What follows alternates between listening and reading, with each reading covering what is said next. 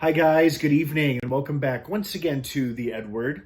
I'm your host Eddie, and in tonight's video I'll be discussing what I thought of the latest and very interesting episode of Star Trek Picard, which dropped yesterday on Paramount Plus, but because I didn't get a chance to watch it yesterday, I finally had a chance to watch it just now. I liked it. I want to tell you what I thought about it, but before I begin, of course, please be warned, like all of my episode reviews, this is a spoiler-filled review, so if you're not caught up on Picard by this episode or the past couple episodes, you don't want to keep watching or listening, as I will be discussing spoilers. That being said, you have been warned. So, spoilers dropping now.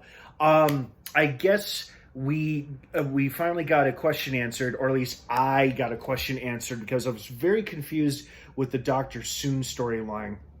So it turns out he was indeed making androids, and this most recent one, Corey, sounds to be like the most long-lasting and the one that has survived everything else. So I guess they refer to him as a geneticist, but really, I guess the term will become cyberneticist, like in the future or something.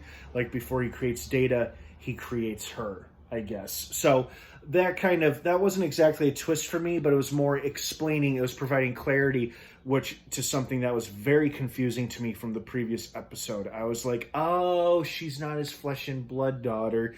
This is an android he's working on. Okay, that makes sense. And once again, much like last season, this poor girl now has to go through the trauma of finding out she isn't who she really thinks she is. Okay, so there was that. So I'm glad that got clarified and explained and whatnot. I really enjoyed the scenes between Agnes and the Borg Queen, how she was like her inner voice the whole episode. And then she prompted her to sing as a distraction, because at first I thought, oh, okay, take out the electricity, and then she was going to grab that rocket-looking thing and create some kind of electrical surge or explosion. But nope, she just started singing her heart out and looked and sounded great doing it too. I wonder if Alison Pill can really sing like that, because if she can, bravo, that was impressive. And I also love how the Borg Queen has a lot more personality and seems to be a lot more feisty too, which was pretty fun and amusing to watch. So I like those scenes, although I did like how it was revealed that she needed endorphins in order to truly take over or possess Agnes, because that was the thing she was counting on, was the feeling of endorphins that the body releases when you're feeling good. And that's unfortunately what Agnes gave her, and then she was able to take fully control over Agnes's body and mind. So now we'll see what happens from there.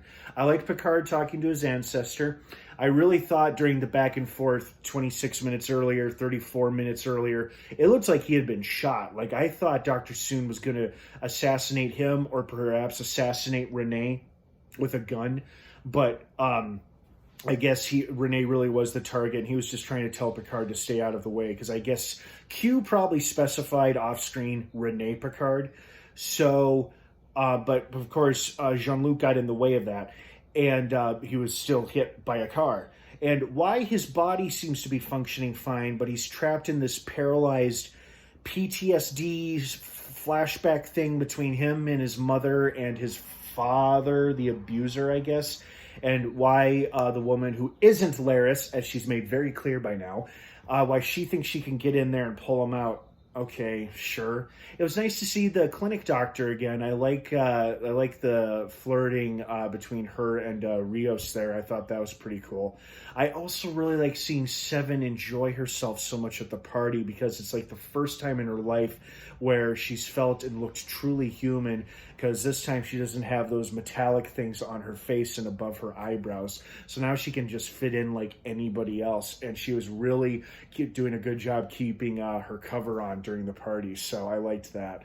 But yeah, overall, good episode. I guess a big improvement over the last one, because this one was just so much easier to follow, more entertaining, and just made a lot more sense. Still ended on a cliffhanger, but that's okay. I can live with that. I'm just glad that this episode made much more sense than the previous one did, because that was my biggest issue with the last one.